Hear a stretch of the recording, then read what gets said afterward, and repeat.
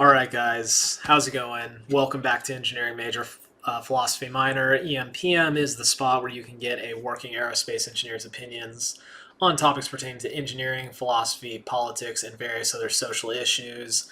I've got I've got another update for you guys on wonderful Governor Gavin Newsom's friggin' coronavirus plan or whatever you want to call it. And that is that apparently California is yet again back in the purple tier. And so the climbing gym that I go to and all other indoor gyms need to close down until further notice. Right now, it's looking like it's a 3-week closure. Now, I want to read you guys an email that I got from the climbing gym really fast, which talks about this a little bit. And then I want to take a look at what the purple tier actually means in California. We'll look at that. And then after that, I want to take a look at something that Joe Biden said yesterday, because apparently Joe Biden has the end-all be-all solution to coronavirus. So let's first off take a look at this email. Dear Mesa Rim community, with the current uptick in COVID cases across the country and San Diego County slipping back into the, quote, purple tier of California's blueprint for a safer economy, I'll show you guys this link in a second, we will be temporarily closing our doors once again in an effort to help slow the spread of COVID-19 within our local communities. All San Diego gyms will close at the end of business on Friday, November 13th until further notice. Oh, Friday the 13th, look at that.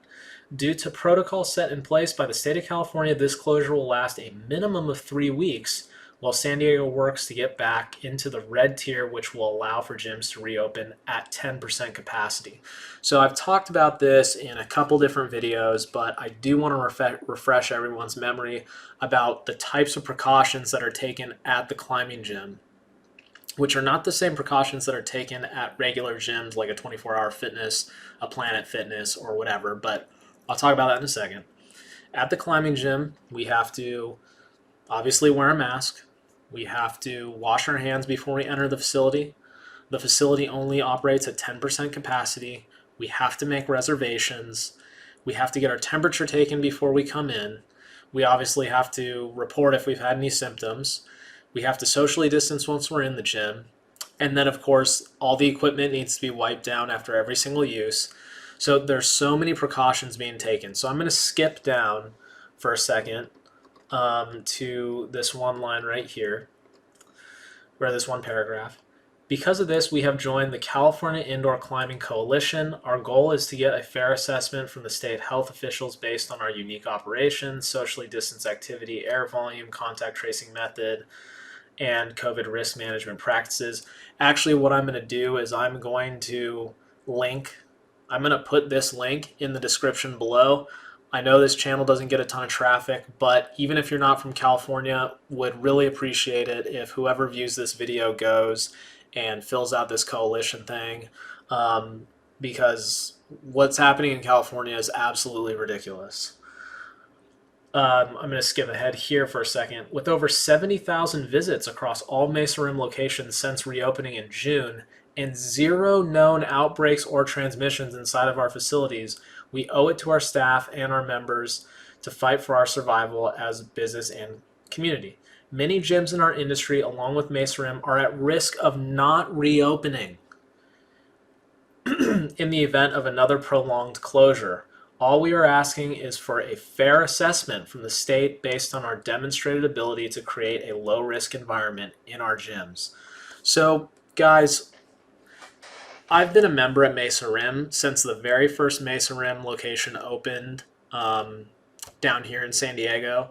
My roommate was one of the original people who set up like all the routes. He was one of the first employees. I was one of the first members. I have known the co-owner and the owner actually of this gym for about I'm going to say going on 8 or 9 years now. Now, the other day when I went into the gym, I ran into the co-owner and I said, "Hey man, how's it going?" And this was on a Tuesday. And he was super stressed out. So I said, you seem like you're kind of stressed out. He's like, "Yeah, today's not really the best day." I was like, "Oh, what happened?" He said, "Every Tuesday is when we get the assessment from the leaders on high, Gavin Newsom and his little team of buddies, as to whether or not we can stay open. And with the fact that we just opened a new location, we poured a bunch of money into that. It was more than 50% complete basically when the lockdowns first started. So we just kind of had to like stick with it. We couldn't really go back on that location. We had to invest a ton of money. He's like, I'm just really worried that, with every Tuesday that passes, we're going to have to close again. And I could hear in his voice that the reason why he's worried that they're going to have to close again is because with having to operate at 10% capacity and having to have all these different restrictions put on them that increase the cost of doing business, they're at risk for not reopening again. And that is confirmed in this email right here. All right. So let's take a look at, I'll click this link right here and it takes you to this. So we're in the purple tier right now. Only 7 daily new cases per 100,000 is what puts you in the purple tier. 7. Now look at what it says here. Many non-essential indoor business operations are closed. Guys, the government doesn't get to decide what's essential and what's non-essential. Let me tell you how deciding what's essential and non-essential worked before we got into this authoritarian regime under Gavin Newsom. So the way that a business was determined to be essential or non-essential was actually by the consumer. Every single day, the consumer votes with their dollar. This is called the price system. You can read about this in books like Free to Choose from Milton Friedman. You can also read about this in various books from Thomas Sowell. You can watch all this stuff on YouTube. The price system conveys information, namely what businesses are essential and what businesses are non-essential. If your business is non-essential, then not enough people have voted with their dollar to keep you in operation. By contrast, a business that is essential is a business at which participants are willing to contribute their dollar to your business, and therefore you don't go out of business, right? Now, new candidates enter the price market all the time. New businesses form, some businesses go away. Now, what happens is now you, the consumer, don't get to decide what businesses are essential and what businesses are not. The government does. Gavin Newsom does. Him and his team of experts get to sit up there and decide what's essential and not essential.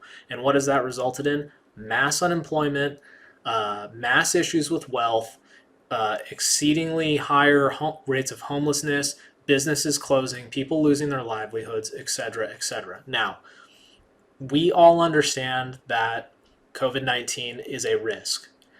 Everybody who goes to the gym participates with wearing the mask and doing all the social distancing and following all the requirements. As noted in the email, there hasn't been a single case of transmission linked to one of these locations. So why can't they just stay open until maybe there's a confirmed case or something like that? And even then, it should just stay open, right? If COVID-19 was such a big risk for people, then people would not contribute their dollar towards the business.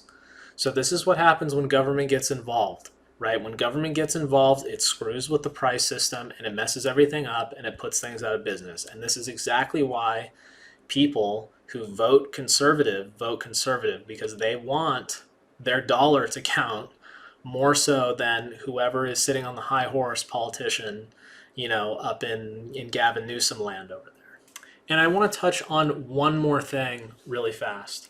So I also have a membership at a different gym. There's a couple reasons for this. A big reason for this is because it's hard to get reservation times at the climbing gym because everybody wants to vote with their dollar to accept the risk of COVID-19 and go to the climbing gym, right?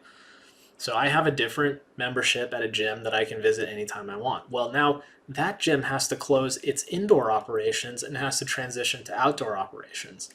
Now, everybody knows that San Diego has great weather. I'm not going to deny that. It's not insanely cold as it is on the East Coast, but it still gets kind of chilly, and it does rain down here, believe it or not. And we just had the first rains of the season last weekend. Now people who have to go work out outside, well, now the gym has to make sure that all their outdoor area is covered, but it has to adhere to the California guidelines of 75% of the walled area or whatever has to be open air and all this other junk, right? And then you will have to make a reservation system to work out outside, right? That's how it worked before. And once you do that, you're going to have to wait around outside in the rain and in the cold before you can go in and work out. So what that's going to do is it's going to make people not want to work out, make people cancel their memberships. 24-hour Fitness just filed for bankruptcy. I just think it's absolutely insane. It's wrong. I mean, um, if you are willing to take the risk to go to the gym, then you should be able to take the risk and go to the gym. Everybody is doing the best they can. Everybody's wearing the masks. Everybody's trying to stay socially distanced. We're all wiping down the equipment. We're not going around and trying to cough on each other and just kiss people randomly and spread the virus. We're all just simply doing the best that we can. We're not intentionally trying to infect anyone. And we all know what the risks are at this point. So you need to let the free market decide what's essential and what's not essential. This is just absolutely insane. We're going to talk about in a second how the free market actually adapted to coronavirus before the government did. Let's go ahead and take a listen to our good friend Joe Biden, who, half the country voted for. He's going to tell you guys what the cure to COVID-19 is. All right, let's see. Let's see. As we work toward a safe and effective vaccine, we know the single most effective thing we can do to stop the spread of COVID is wear a mask. Really? The head of the CDC warned this fall that for the foreseeable future, the CDC actually published a study that something like 94 to 95% of coronavirus patients who have unfortunately passed away had two or more pre-existing conditions. And guess what? That got censored by the left, by the Democrats, as represented by Joe Biden anyway. a mask remains the most potent weapon against the virus. Really? Today's news does not change that urgent reality. I won't be president until January 20th, but my message Oh, that's funny. I thought that according to everyone, he was president-elect already. today is to everyone is this: it doesn't matter who you voted for, whether you where you stood before Election Day. It doesn't matter your party, your point of view. We could save tens of thousands of lives if everyone would just wear a mask for the next few months. For the next few months.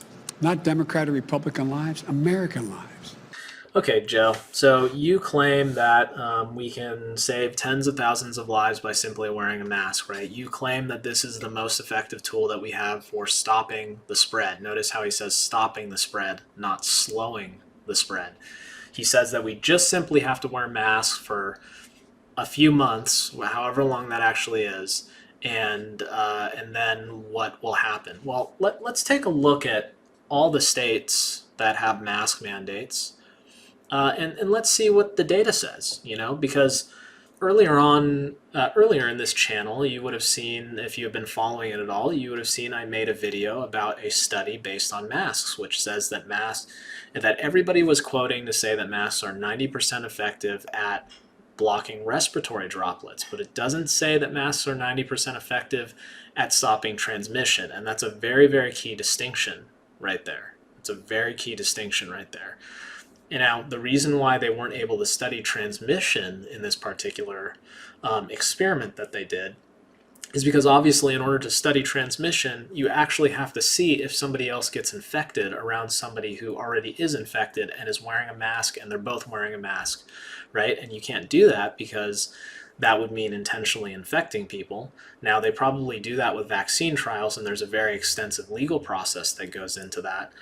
But since we can't actually conduct an experiment with masks about infecting people, or we haven't conducted an experiment yet, let's just look at the actual real world data. This takes into account whether or not people are wearing their masks properly, whether or not you have 100% adherence to the mask rule, whether or not touching and stuff like that, messes with things, the different types of masks that people are wearing. So we have all this wonderful real world data, which is the actual thing that we can take a look at. So why don't we go ahead and do that right now? So here is just a little article that I pulled up, quick Google search as to which states have a statewide mask mandate, right? Joe Biden advocates for a national mandate. As it turns out, everyone's already wearing them. So let's go down the list. Alabama, statewide order, yes. Took effect July 16th. It is now November, so that is month number 7 to month number 11. So it has been 4 months. Let's take a look at Alabama's COVID stats. So the mask went into effect July 16th. July 16th. Oh, look at that. Huh, still 1,000 cases a day. Oh, look at that. In August, a month later, 2,000 cases a day. Wow.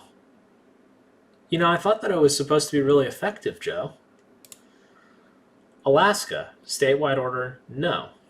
Let's go ahead and look at Alaska. Okay, Alaska is seeing a really big spike. Now you might say, oh, well, that's because they're not wearing a mask. Okay, well, let's keep going down the list.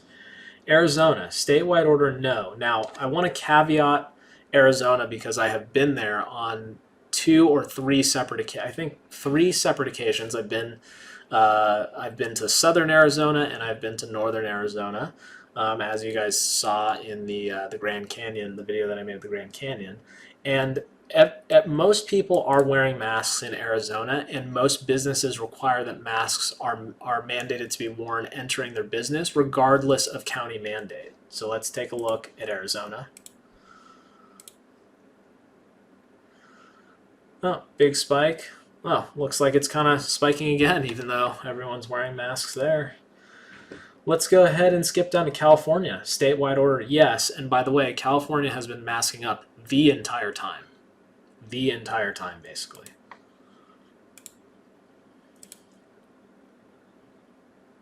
So we were masking up even back here. Wow, look at that. Still a big spike. Wow, look at that. We're still masking up and we're going to lock down again. Still going up. Huh, that's interesting. Colorado, statewide mask mandate, yes. Let's take a look at that. Oh my God. Look at this big spike that's happening in Colorado. Joe, I thought we were supposed to just be wearing masks, man. Come on, man. Let's look at Indiana. Statewide effect, yes. Went into effect July 27th. Oh my God. What happened in Indiana, Joe? I thought the masks were the best tool we have at stopping the spread. So guys, I'm not making this video to try and say that masks don't do anything, that masks are completely ineffective. I wear my mask in public. I do it out of courtesy to other people. Let me say, I wear my mask when I go into grocery stores, when I go into work, when I'm working in close quarters with other people. Obviously, when I go to the gym, I'm wearing my mask, so I'm following the rules, right? I'm merely just putting this out here as food for thought. Maybe you guys can ask yourself the question, if masks are so effective and the state of Indiana has been masking up since July, how come there's this huge spike, right? If they're as effective as Joe Biden claims, and as the CDC director claimed in that one clip, I think that he said like, oh, we could have this under control completely in like 8 months or something like that. So we haven't quite reached 8 months from July in Indiana, but we're halfway there. But it also looks like they're encountering a giant spike, and the same thing is happening in a bunch of places across the country that have mask mandates. It's happening enough in California that we need to go back to purple tier or whatever and risk losing a bunch of businesses, even though we've all been wearing masks in California the whole time, guys. So just some food for thought. Maybe you guys got to ask yourself the question, you know, maybe you guys should look at the data and ask yourself the question. So guys, again, I just put this out here for some food for thought. I'm going to go ahead and conclude the video right here. I'm super upset that California is going back into restrictive lockdowns. I really hope that the climbing gym doesn't go out of business. Again, go ahead and no matter who you are, just follow that link below and fill out that form and petition that, maybe we can help save, one business. I don't know. I don't know how bad their financials are, but it seemed pretty grim when I talked to the co-owner. Of course, very likely that Joe Biden is going to end up being the next president. He's going to try and issue a national mask mandate. Frankly, I don't really know what that's going to do, Joe. I mean, we've all been masking up the whole time. Even the states that don't have a mask mandate by their state, the businesses still probably, I mean, this is true in Arizona, the businesses probably still require face coverings when you enter them because the businesses don't want to get blacklisted on the whole like non-essential list, or they don't want to appear to consumers like they are propagating the virus, right? And this is exactly why the free market is so much better at determining things than the government is. So anyway, guys, thanks a lot for the view. Leave a comment below if you agree or disagree. Please comment below if I'm missing something really obvious. I would love to know what it is. But it sort of seems to me that the data is showing something different than maybe Joe Biden is suggesting. So, and of course, I don't want to see businesses closed down. So anyway, have a good night, guys. Thanks.